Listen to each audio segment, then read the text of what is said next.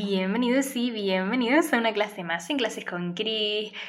Hoy volvemos con el podcast del canal, el podcast de Clases con Cris. Y en el podcast de hoy vamos a ver mi experiencia estudiando el grado de Magisterio en Educación Primaria, ¿vale? No vamos a hablar de la experiencia típica de pasillos de cafetería de manera presencial porque yo me lo he sacado a través de una universidad a distancia. Se aprende igual, es tan fácil como dicen, es una trampa mortal, no sé, de 40 entregas semanales. Vamos a verlo, ¿vale? Os digo en qué universidad, por qué la elegí y por qué a distancia, ¿vale? Todo junto, no me voy a cortar nada. Primero, ¿qué universidad he elegido para cursar estos estudios? Bueno, que ya he terminado. He elegido la UNIR, Universidad Internacional de La Rioja. Motivo: conciliación, trabajo, comodidad. Es asequible para sacarla mientras estás trabajando, para conciliar tu vida, trabajo, familia, hijos y demás. Y además es más cómoda, no te tienes que estar desplazando para ir a unas clases presenciales, sobre todo si tú ya tienes otra carrera, algún grado superior y ya has dado el paso pues a la universidad, pues oye, a lo mejor ya tienes tu trabajo estable, o entre muchas comillas, trabajos temporales que no duran mucho, pero oye, prioridades, hay que pagar la carrera, ¿no? Hay que trabajar para poder pagarla. ¿Y por qué la UNIR? Estuve preguntando en varias universidades a distancia. ¿Sí es verdad que la UNIR tiene fama de ser carísima? Sí. Creo que ahora mismo, 2026, el crédito está a 82 euros. Caro no. Lo siguiente, ¿qué pasa? ¿Qué es lo que le pasa al final a mucha gente que decide optar por esta universidad? La UNIR el primer año te hace un descuento bestial, pero bestial, para que a lo mejor pagues mucho menos. La UNIR, sinceramente, bueno, y este vídeo no está patrocinado ni nada, porque yo te voy a contar lo bueno y lo malo. Te hace buenos descuentos el primer año, ojo, porque luego os cuento. Además, es la universidad que más asignaturas me llegó a convalidar cuando yo empecé a buscar universidades y pregunté, oye, ¿cuántas asignaturas me convalidáis viniendo de este grado y con este máster? Pues la UNIR es la que prácticamente casi me convalidó un año entero. Así que de 4 años solo me quedarían 3, ¿vale? Sí es verdad que luego vale, a la hora de convalidarlo, el crédito sale muchísimo más barato, obviamente, porque al final tienes que pagarlo. Pero cuando pasas tú a los siguientes cursos, ya no tienes el descuento inicial, ahí ya te están cobrando los 82 lereles por crédito. Ahí ya ves tú la realidad de los precios de la UNIR. Entonces el truquito que todo el mundo lo dice una vez entras ahí en el mundo de la UNIR es apúntate a un sindicato. En los diferentes grupos de WhatsApp, de Telegram y demás de gente que lo va creando, ¿no? De la universidad, pues se suelen decir, mira, si te apuntas en este sindicato te hacen un 20% en tantos créditos, en este pues un 25%, ¿vale? Entonces ahí podemos intentar jugar para bajar ese precio, ¿no? de la universidad. Existirán a lo mejor otro tipo de descuentos que no lo sé. Sí es verdad que si tú sacas en el primer año alguna matrícula de honor, el siguiente año no te cobran, pues si es una asignatura de 6 créditos, pues no te cobran una asignatura de 6 créditos al siguiente año, ¿vale? Pero claro, esta matrícula de honor tiene que ir en una asignatura normal, no te valen los practicums, por ejemplo, ¿vale? Eso en tema precios, ya te dije el motivo. Y metodología, vamos a la metodología. Es la verdad que bastante fácil de conciliarlo en el sentido de es una clase semanal de 1 hora, hora y media, dependiendo del número de créditos de la asignatura.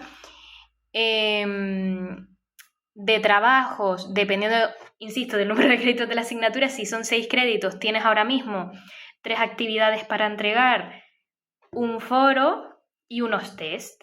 ¿Qué pasa? Que aquí miran, pues, que tú de máximo puedes sacar pues 4 puntos sobre 10. Si tú a lo mejor con las 2 primeras actividades ya has llegado a esos 4 puntos, pues oye, no hace falta que hagas lo demás porque no te va a puntuar más, ¿vale? Puntuaría más si tú de repente pues haces todas las actividades, todas las apruebas con muy buena nota y en el examen a lo mejor sacas un 9, pues oye, a lo mejor optas a matrícula de honor, pero si no, pues no. Así que aquí tú priorizas si, oye, me cunde hacer las actividades, dejo el foro porque es un tostón y dejo los test, pues oye, pues hazlo. Estás en todo tu derecho. Mientras llegues a esa nota mínima, no tienes que conseguir esos 4 puntos, ojo, creo que puedes incluso no hacer nada, pero en el examen tienes que sacar un 8 mínimo, que obviamente yo no me la jugaría, así que mínimo sácate 2 puntitos sobre 4 de esa evaluación continua para ir tranquilo al examen, ¿vale? Existe la figura de un mentor, mentora, tutor, tutora, como lo quieras llamar, que es la persona que te contacta, te dice, hola, este semestre tienes estas asignaturas, ¿cómo lo llevas? No sé qué, que te está ahí recordando todo el rato, te van enviando 40.000 correos, a ver cómo va. Sinceramente, esos correos son como difundidos y puedes tener la buena fortuna, ¿no?, de que te toque un tutor o tutora súper guay, de cualquier duda te responda al momento, no tienes ningún problema nunca, porque te ayuda a solucionarlo todo, o puedes tener la otra cara de la moneda, ¿no? Un tutor que pasa de coger el teléfono, no te contesta el correo hasta dentro de 5 o 6 días, y a lo mejor es algo urgente, eso, llamas, nunca te cogen el teléfono. A mí me han pasado las dos cosas. Sinceramente, mi primer año fue maravilloso, y este último año yo nunca llegué a hablar con mi mentora. Ella me daba una llamada perdida, justo cuando yo le decía que no podía cogerlo, y cuando yo se las intentaba devolver, intentando buscar el horario de ella, ojo, y nunca lo cogía, siempre estaba no disponible. Pero bueno, detalles, ¿no? Pero esa figura tampoco es tan primordial, ¿vale? Si hay una urgencia, tú siempre puedes llamar a la universidad y te va a atender otro tutor o mentor y te lo va a intentar solucionar en la medida de lo posible. Tienen una plataforma virtual, ¿vale? En la plataforma virtual me la cambiaron a mitad de carrera, me gustaba más la anterior, esta la noto un poco peor, de peor calidad, pero eso ya son gustos personales, es bastante intuitiva y ahí pues encuentras los diferentes temas en PDF para poder descargarlos, puedes ver las clases online resubidas, porque eso es lo bueno, las puedes ver en directo o no, o cuando tú puedas, sinceramente, por eso lo de una universidad a distancia. Si es verdad, recomendación, oye, usa esos PDFs de apuntes para tener una ligera idea o los PowerPoint de los profesores, pero luego en los maravillosos grupos de WhatsApp, Telegram y demás existen compañeros que tienen sus resúmenes. Resúmenes pues incluso adaptados a X profesor, que oye, que si encuentras el que es justo de tu profesor, maravilla divina. Pero si no, hay siempre resúmenes generales hechos por compañeros que vienen súper bien, porque son enfocados al examen, lo que nos interesa, ¿verdad? En cuanto a las asignaturas, encontramos de todo. Encontramos asignaturas troncales, asignaturas enfocadas a los conocimientos puros y duros de lengua, de matemáticas, de naturales, de sociales. Las más chungas, para mí, las de naturales y sociales. Conocimiento de naturales y sociales. ¿Por qué? Porque el conocimiento de sociales, que la tengo ahora fresquita, era prácticamente el temario de segundo bachillerato de España, de historia de España. Desde la prehistoria, pasando por las repúblicas, pasando por el franquismo, la transición y ahora la democracia, pues todo eso. Todo eso y puede caer cualquier cosa, pero bueno. Por eso tenemos los maravillosos resúmenes de los compañeros, ¿no? De que nos ayudan un poquito a ver por dónde suelen ir los tiros. Conocimiento de naturales. También es un mix, un pelín de primero y segundo bachillerato de ciencia del ámbito científico-tecnológico, pero el resto no suele ser tan complicado, ¿vale? Yo no vi ninguna asignatura así que me costara más que, por ejemplo, conocimiento de sociales y naturales. Obviamente, para gusto los colores, ¿no? Pero bueno, que si tú entras en la web puedes ver el plan de estudio y las diferentes asignaturas. Existen pues las diferentes menciones si quieres hacer una especialidad: inglés, pedagogía terapéutica, audición y lenguaje, educación física y no sé si alguna más. Yo, por ejemplo, no quise hacer ninguna porque cuando me convalidaron asignatura, me convalidaron un 50-50 de una mención, de otra, entonces yo dije, mira, yo no voy a estar pagándole más a esta gente y si quiero hacer una mención cuando ya acabe el grado, lo hago en una universidad que me cobren menos por crédito, punto. Porque si no, esto sí me va a alargar mucho tiempo. Y yo lo que quiero es trabajar de maestra, punto. Creo que ya he dicho, ¿no? Asignaturas, menciones, actividades y demás. Vale, exámenes. Los exámenes han ido variando. ¿Por qué? Porque han cambiado la metodología. Yo empecé con una metodología el primer año y ahora en el último año tenía otra completamente diferente. Al principio, los exámenes eran enfocados más a la teoría. Y ahora son más prácticos. Entonces, yo no te puedo decir, mira, van a meterte tipo test, una de desarrollo y un problema. No, porque va a variar muchísimo en función de la asignatura. Por ejemplo, la mayoría, ¿vale? Desde que han cambiado esta metodología, suele ser enfocadas a un caso práctico. Esos 10 puntos que va a valer tu examen, pues se va a estructurar en una situación de aprendizaje en el que tú tendrás que poner pues, objetivos, actividades, metodología, destinatario, el contexto y demás. Todo eso al final te va a puntuar 10 puntos.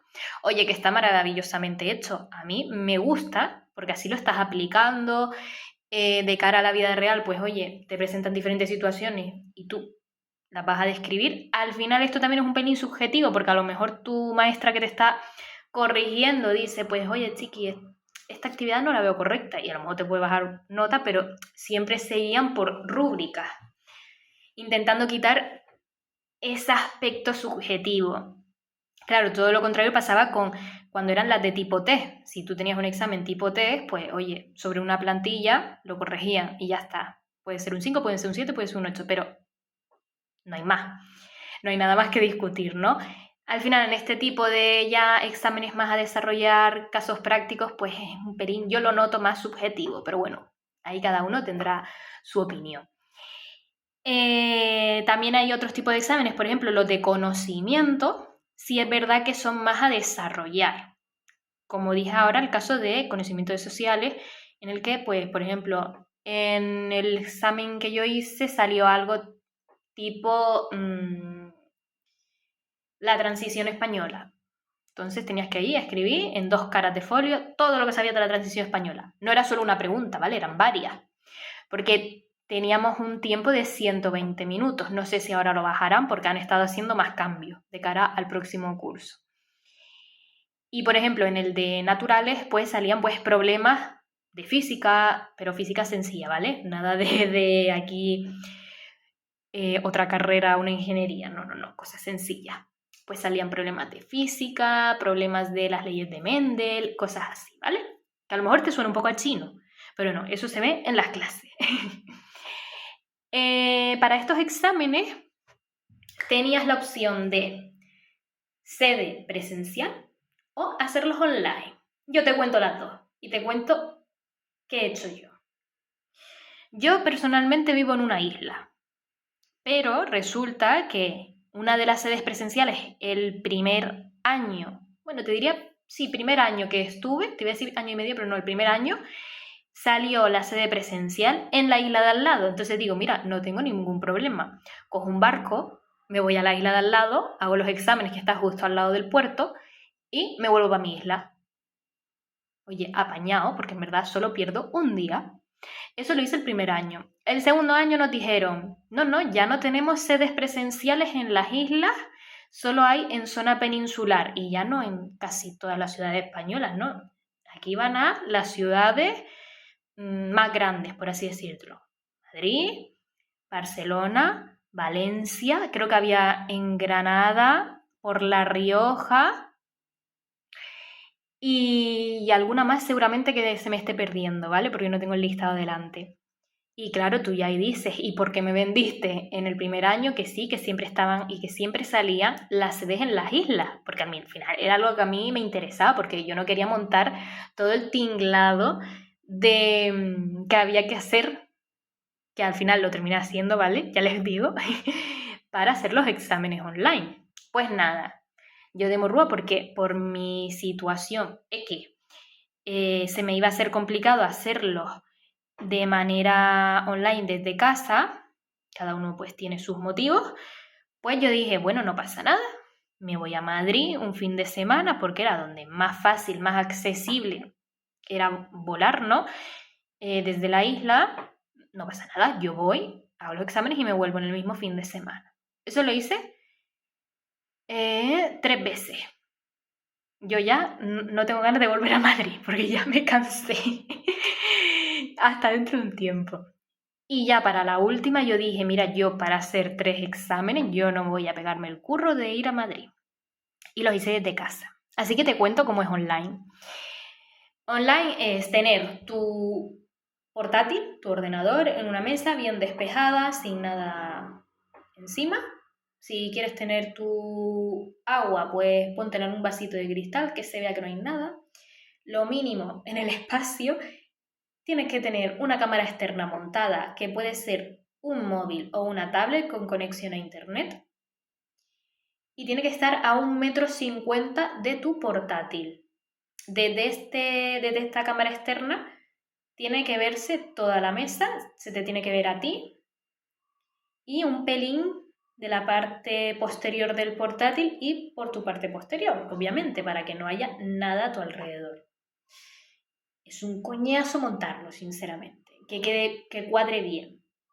¿Qué pasa? Que luego a ti, los mentores o tutores, ¿no?, a los que tú les puedes preguntar si está bien o no, ya no te dicen si está bien o no, porque han habido problemas de que gente que coloca la cámara cuando les han dicho que está bien, de repente está mal y son suspendidos. ¿Vale? Aquí hay tela, aquí hay cosa detrás. Entonces, claro, yo tenía un miedo ahí enorme, porque claro, yo que sé, que coloqué yo la cámara y de repente no le llegue nunca el examen al profesor o profesora, porque el programa que se usa para detectar ruido, colocación de la cámara y demás, diga que está mal, perdona. Para eso dímelo desde el principio, pero no. Entonces, nada, yo, la verdad que gracias a los compañeros que vas conociendo en la universidad a través de los grupos de WhatsApp, Telegram y demás, te invito a que te metas en ellos. Oye, es fácil buscarlo, incluso creo que si lo pones en Google te pueden salir. Pues por ahí la gente lo pregunta. Envían las fotos, chicos, ¿cómo lo veis? Tal, mira, sube un pelín más la cámara, mira, gira un pelín más el ordenador, separa más la mesa de la pared por si acaso, ¿sabes? Gracias a los compañeros, la verdad que te quitas un montón esos nervios. Sí es verdad que durante los exámenes, claro, no tiene que haber nadie en tu habitación, tienes que tener todas las ventanas cerradas, puertas cerradas, vamos, tienes que estar tú aquí en un búnker. Durante los exámenes puedes llamar al servicio técnico o de los tribunales por si has tenido alguna incidencia. Por ejemplo, yo en uno de ellos tuve que llamar porque resulta que debajo de mi casa se pusieron a hablar súper alto y empezó aquí uno de los iconos de audio como a saltar demasiado. Y yo digo, mira, yo voy a llamar y me quedo tranquila. Nada, uno de los números te los anotas antes de empezar los exámenes en el móvil, llamas, dices quién eres, qué examen estabas haciendo y ellos ya sobre la marcha se lo anotan. ¿Qué pasa si no lo haces? Si no lo haces, a lo mejor ese examen mío no hubiese llegado al profesor porque el detector este de ruidos, movimientos extraños y demás, de repente dice, uy, alguien le ha susurrado aquí las cositas del examen. Vamos a bloquearle el examen y aunque lo termine, no le va a llegar nunca al profesor. Y eso ha pasado, chicos, eso le ha pasado a gente. O que se ha levantado un momento a encender la luz porque se le ha quedado muy oscura la habitación y no avisas. Eso puede ser motivo de suspenso. De ahí mi miedo que yo tenía con los online. Por suerte, de los 3 exámenes que hice online, los 3 salieron bien, no hubo ninguna incidencia y compañeros también que los han hecho no suelen tener ningún problema. Pero que sepáis que el riesgo está ahí. Por eso mi ímpetu, ¿no?, de ir a Madrid, porque digo, pues yo lo hago en papel y eso sí o sí va a llegar, ¿sabes? Pero bueno, eso por un lado de exámenes. Cualquier duda, oye, déjamelo en comentarios, ¿vale? El practicum. Hay 3 practicum, el primero de 180 horas y los 2 siguientes de 185 horas cada uno. No sé si ahora subirá o no, porque están haciendo, insisto, cambios con las metodologías. Estimadamente suele ser mes y medio a jornada completa en un cole, unas 5 o 6 horas diarias. Puedes elegir en base a tu comunidad autónoma, ojo, no todas es lo mismo, puedes elegir colegios privados, concertados o públicos. En algunas comunidades autónomas puedes elegir en estos 3 tipos y en otras no. Pero bueno, no pasa nada porque ellos te van a pasar un documento en el que te dicen, dependiendo de la comunidad autónoma, puedes ir a estos y estos. ¿Cómo pedir centro? Oye, yo te digo que lo pidas tú, que vayas tú, te muevas a hablar con el centro, cojas los datos principales del centro, tipo correo electrónico, persona a cargo y teléfono, para que así cuando hagas tú la gestión de pedir centro se lo des a la universidad directamente y ellos ya lo gestionen todo. Que si no hay ningún problema, pues irás a ese centro. Te lo digo por si acaso no lo hagas y de repente te manden a un centro que está a 30 kilómetros de tu casa cuando te pueden mandar al que tienes en el mismo barrio, ¿vale? Por eso lo digo.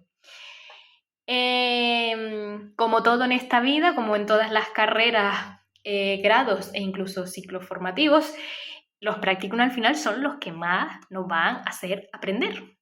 Oye, pasamos de la pantallita, de la teoría y en este caso a un aula real, con niños.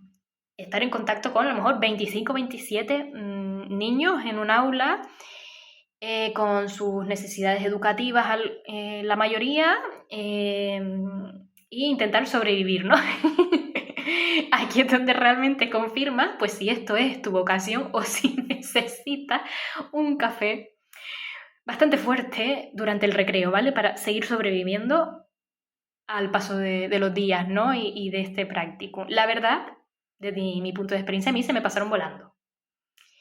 Sí, es verdad que es súper complicado compaginar las prácticas con un trabajo. O sea, o te pides vacaciones o te pides una excedencia y las intentas hacer todas juntas porque ocupan demasiado tiempo y además no es el mismo, vamos a decir, tiempo en todas las comunidades autónomas. Te explico. A mí me dijeron, cuando yo pedí hacer un práctico, me dijeron, vale, pues tienes desde septiembre hasta febrero para hacer el practicum 2, por ejemplo. Yo dije, pues mira, súper, pues me lo hago en septiembre-octubre y ya luego intento empatar con otro practicum y me lo hago todo seguido. Pues oye, en mi comunidad no vale, porque la Consejería de Educación de aquí en mi comunidad me dice que yo las prácticas como muy pronto las podía empezar en noviembre. Pues claro, ahí ya eso nadie te lo dice. Eso mi mentora, tutora, no me lo dijo.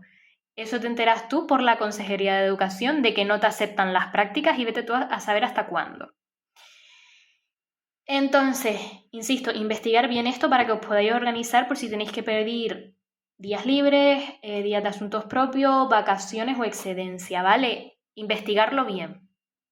Puedes hacer 2 practicums seguidos, concatenados. En mi caso no se pudo por esta misma situación, porque yo lo había pedido y me lo rechazaron. Pero en otros casos sí he visto que los han aceptado, ¿vale? Concatenado es decir que tú a lo mejor haces esos 3 meses, 4 meses seguidos de práctica, ¿vale? Que vendría de lujo si es que te has tenido que pedir una excedencia para luego volver a trabajar rápidamente y no perder una barbaridad de dinero. ¿Por qué está tan complicado compaginarlo? Pues mira, porque las prácticas en educación son por la mañana, porque tú tienes que ir a un colegio. Entonces, claro, ¿el colegio qué es? Pues de 8 a 2, de 9 a 3 a lo mejor. Si ya vas a lo mejor a uno privado que tenga clases por las tardes y te intentas hacer ahí un intensivo. Pero claro, siempre te ponen que hay un máximo de horas diarias y no me acuerdo si eran 8. 7 u 8. Entonces, eso también lo tienes que leer bien esa letra pequeña, insisto, ¿vale? Luego, para cada practicum tienes que entregar un informe o memoria de práctica. Siempre te dan la opción a entregar a un borrador a mitad de practicum y el informe final, pues con las correcciones que te hayan hecho del borrador, pues cuando ya lo termines. Eso la verdad que está bien, porque así vas viendo pues que que le dan más importancia y que no. Toda la información de las memorias obviamente la tienes en la web de la universidad, en tu campus virtual. Y además hay clases.